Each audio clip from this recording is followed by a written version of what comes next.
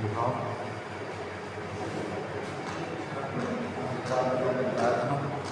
अब आगे देखो,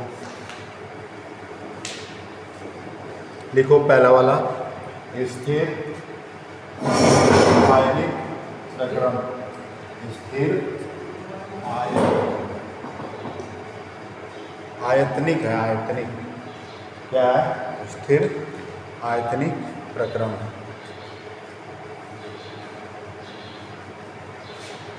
जब इसमें हेडिंग लिख कर फिर आगे लिखिए, जब प्रक्रम के दौरान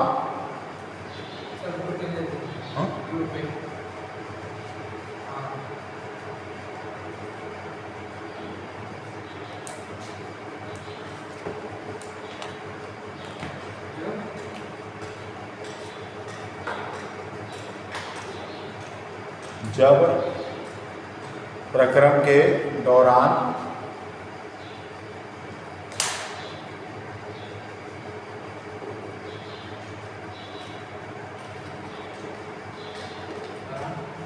जब प्रक्रम के दौरान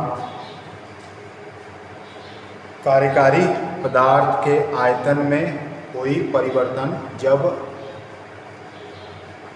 प्रक्रम के दौरान, प्रक्रम मतलब प्रोसेस, जब प्रोसेस के दौरान कार्यकारी पदार्थ के आयतन में, आयतन मतलब क्या होता है?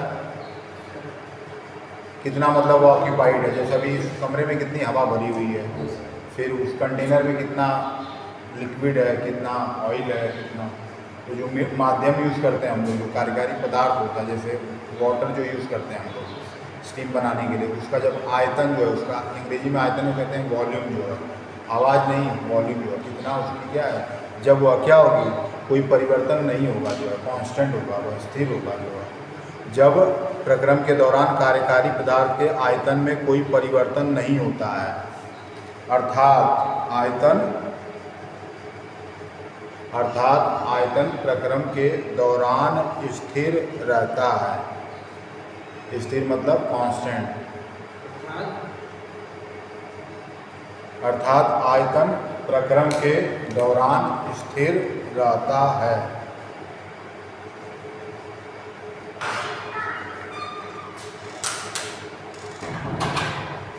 स्थिर रहता है, उसे क्या कहते हैं? स्थिर आयतन प्रक्रम कहलाता है।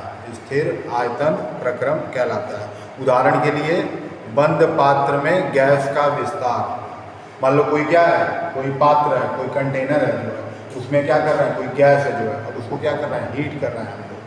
अब उसको क्या कर रहे हैं,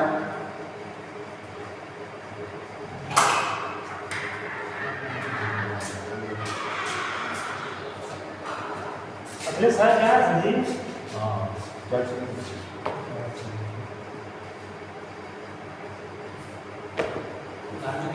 इसमें आया है क्या सर? कौन आया है? आधे जो नहीं बाकी वो ये इधर कैसे नहीं मालूम है क्या है?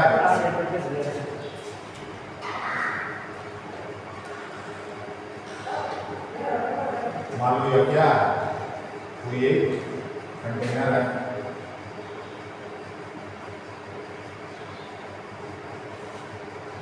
या कंटेनर है, इसके अंदर क्या है, ये फिलअप, क्या है आपका फिल्डअप, किससे भरा है ये? ऑयल से। ऑयल से मतलब ये तेल फिर क्या है, भरा हुआ है। अब नीचे मैं इसको क्या कर रहा हूँ, बर्नर द्वारा जो है गर्म कर रहा हूँ, चूल्हे द्वारा जो है उसको गर्म कर रहा हूँ।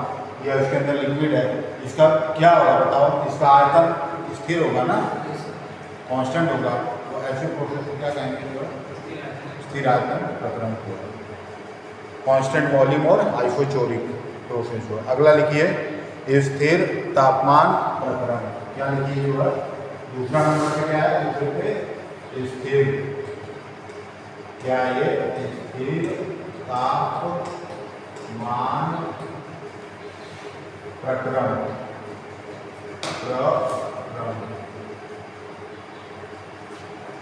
आइसोथर्मल प्रोसेस,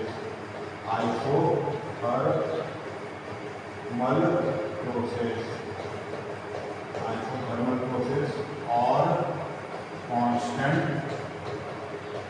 टेम्परेचर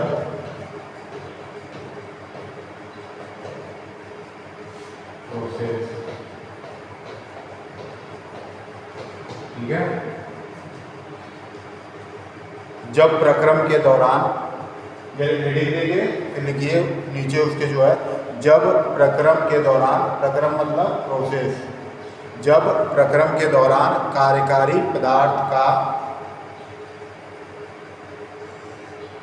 पदार्थ के तापमान में कोई परिवर्तन नहीं होता है, कार्यकारी पदार्थ के तापमान में कोई परिवर्तन नहीं होता है, तब उसे स्थिर तापमान प्रक्रम कहते हैं। इसका कोई एग्जाम्पल बता सकते हो?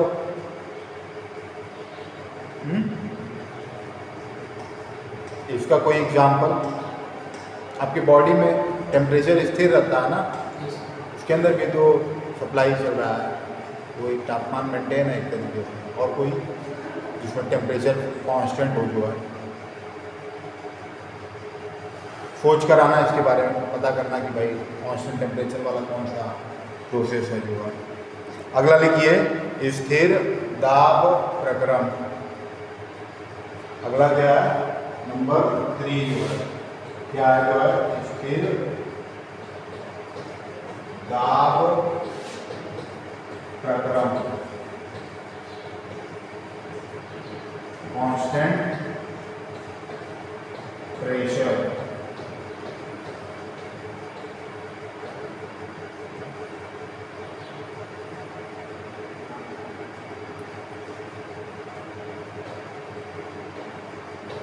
और आइसोबैरिक प्रोसेस। जब किसी प्रक्रम के दौरान कार्यकारी पदार्थ के दाब में कोई परिवर्तन नहीं होता है, कार्यकारी पदार्थ के दाब में कोई परिवर्तन नहीं होता है, तब उसे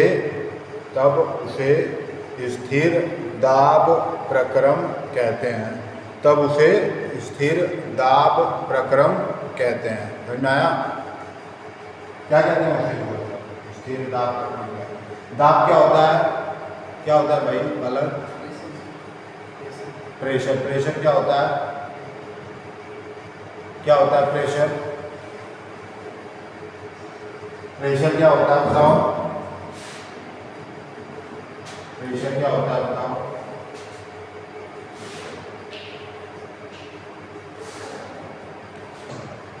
प्रेशर क्या होता है? प्रेशर होता है बच्चा आपका फोर्स अपॉन एरिया। ठीक है, बल बटा क्षेत्रफल। क्या होता है? फोर्स, बल अपॉन क्षेत्रफल। बल क्या होता है? द्रव्यमान, द्रव्यमान पूरे त्वरण बटा क्षेत्रफल, मीटर इंटू मीटर। इसकी यूनिट कितनी है? न्यूटन पर मीटर स्क्वायर। इसको क्या यूनिट देते हैं? पास्कल भी कहते हैं। प्रेशर की यूनिट क्या होती है? पास्कल भी होती है ना। फिर एटमॉस्फेरिक प्रेशर भी एक होता है ना। बार भी एक यूनिट है, बार। फिर मिलीमीटर ऑफ Hg, ये भी एक यूनिट है ना। आर्टरीज और वेन्स में प्रेशर कैलकुलेट होता है ना, कितने प्रेशर से ब्लड पंप कर रहा है, कैलकुलेट किया जाता है ना। 120/80 होना चाहिए तरीके से, नॉर्मल जो है यही है। ठीक है, न्यूटन का यह सेकेंड लॉ, फोर्स की यूनिट क्या है? न्यूटन।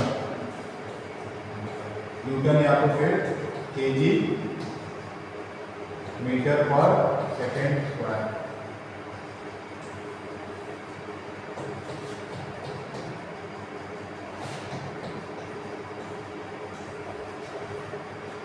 न्यूटन नाम के वैज्ञानिक ने दिया था इसलिए। अगला लिखो,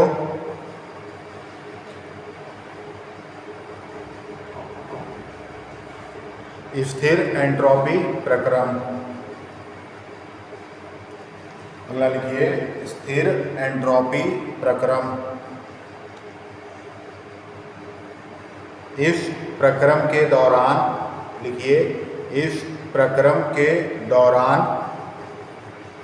इस प्रक्रम के दौरान निकाय को न तो वातावरण से ऊष्मा दी जाती है और न ही निकाय से ऊष्मा ली जाती है।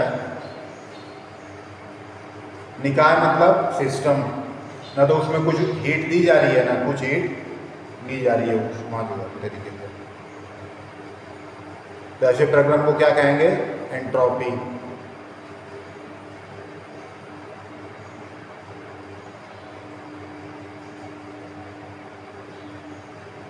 अब ये ग्राफ बना रहा हूँ जो है, ठीक है, ग्राफ बना लो अपनी कॉपी में।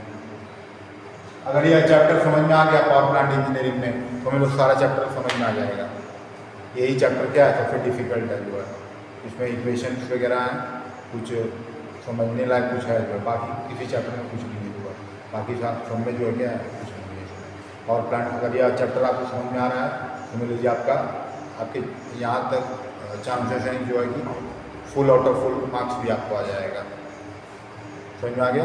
यह चैप्टर आपको समझ में आ रहा है जो है, तो आपको यह पता चल जाएगा कि जो पावर प्लांट्स हैं जो है उसमें क्या हो रहा है। मान लीजिए स्टीम पावर प्लांट है, न्यूक्लियर पावर प्लांट है, कोई भी स्टीम जनरेटर है, हाइड्रो पावर प्लांट है, कोई भी पावर प्लांट है, उसमें क्या हो रहा है, क्या क्या प्रोसेस हो रहा है, कैसे वह कार्य कर रहा है, एक बेसिक आइडिया आपके दिमाग में आ जाएगा जो समझ में आ गया।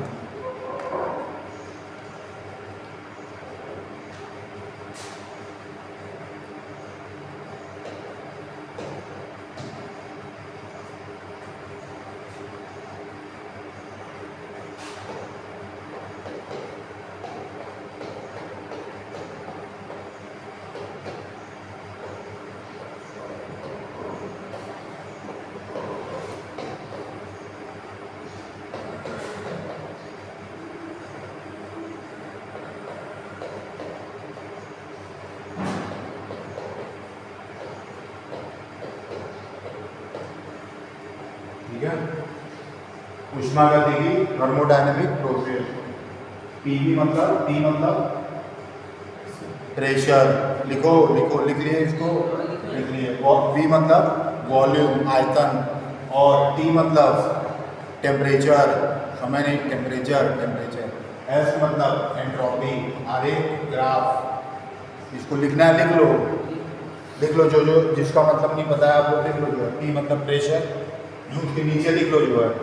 और आप लोग हैबिट डालिए 2 पेन से लिखने की जो है, ब्लू प्लस रेड जो है, ठीक है। जिसको हाईलाइट करना है वह रेड से, और ब्लू प्लस ब्लैक से जो है, ब्लैक से हाईलाइट कर दीजिए।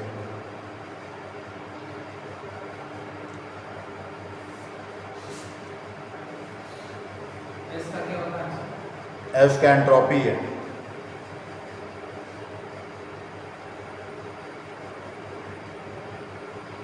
पहला कौन सा प्रोसेस था जो है, स्थिर आयतन प्रक्रम। क्या है? स्थिर आयतन प्रक्रम। पहला क्या बनेगा? किसके बीच में आ रही है बताओ?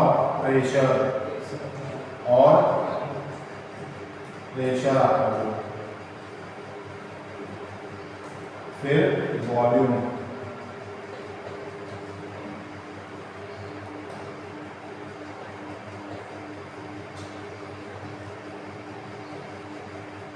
वॉल्यूम क्या है बताओ? वॉल्यूम क्या है यहाँ पे? आयतन क्या है? स्थिर आयतन में क्या होगा? स्थिर होगा, ठीक है। प्रेशर फिर यह जो है वॉल्यूम आपका क्या हो जाएगा? फिक्स हो जाएगा। मान लो यह क्या है? V1 है, ये V2 है, ये कांस्टेंट है। मान लो ये ये कौन सी एक्सिस है, वाई है, ये एक्स एक्सिस, वॉल्यूम कांस्टेंट है, इससे क्या मिल जाएगा हमको, 2 पॉइंट मिलेगा, ये क्या मिलेगा P1 और ये P2 जो है, लेकिन B1 बराबर B2, ये क्या हो जाएगा B।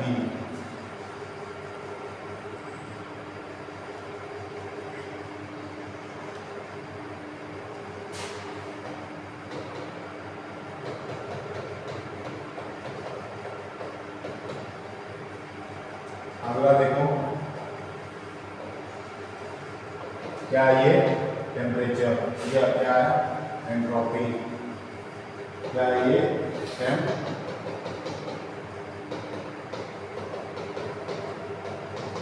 ठीक है, यह क्या हो जाएगा एंट्रोपी।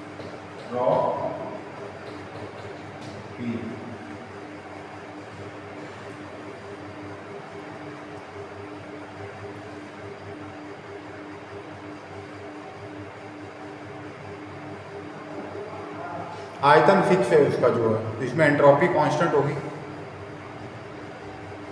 टेम्परेचर बढ़ रहा है उसका ना, अरे प्रेशर जो है, हाँ प्रेशर इंक्रीज हो रहा है, क्या होगा बताओ, गैस का इक्वेशन है जो है, गैस का इक्वेशन क्या कहता है पता है, PV = m × RT, pressure volume, ये इक्वेशन लिख लो जो है गैस का इक्वेशन, PV = mRT, जहाँ पर नीचे लिखिए जो, जहाँ पर P बराबर प्रेशर, ठीक है, P क्या है वहाँ पे प्रेशर है, V आपका उसी में नीचे लिखिए बच्चा, तभी ये समझ में आएगा टेम्परेचर और वॉल्यूम, ये V क्या है वॉल्यूम है, आयतन है, m क्या पता है नंबर ऑफ मोल है, नंबर ऑफ मोल्स, जानते हो ना नंबर ऑफ मोल क्या होता है, क्या होता है, क्या होता है बताओ,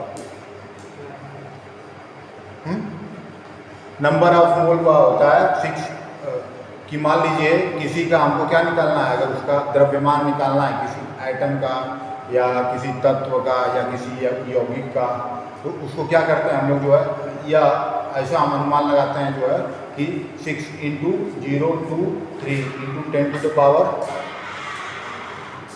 6.023 ×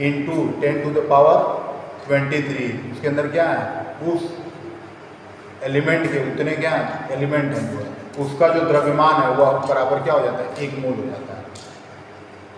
समझ में आया राहुल, समझ में आया आपको?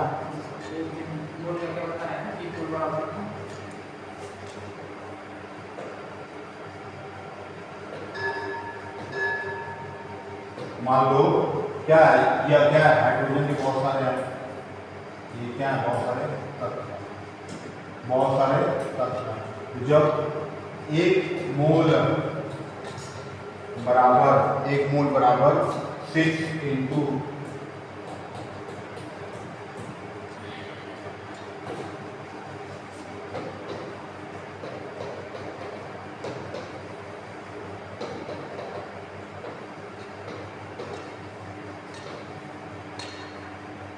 समझ में आया, 1 मोल बराबर 6 × 0.23 × 10⁻23, इसी को क्या कहते हैं, मोल कहते हैं, 1 मोल कहते हैं। तो उस गैस इक्वेशन में क्या है आपका, m क्या है मोल है जो है, अगला जो है R क्या है, गैस कांस्टेंट है, लिखिए, लिखो, ये किताब में नहीं दिया है आपको एक्स्ट्रा बता रहा हूँ, आपको कहीं नहीं मिलेगा पावर प्लांट में जो है, R जो है गैस कांस्टेंट है, और T क्या है टेम्परेचर, तापमान। अगला नेक्स्ट क्लास में देखते हैं जो है, ठीक है, चलो।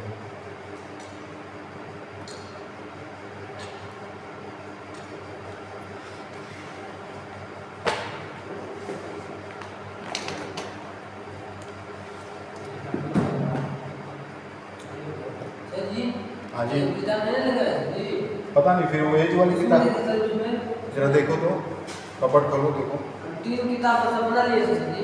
हाँ देखो,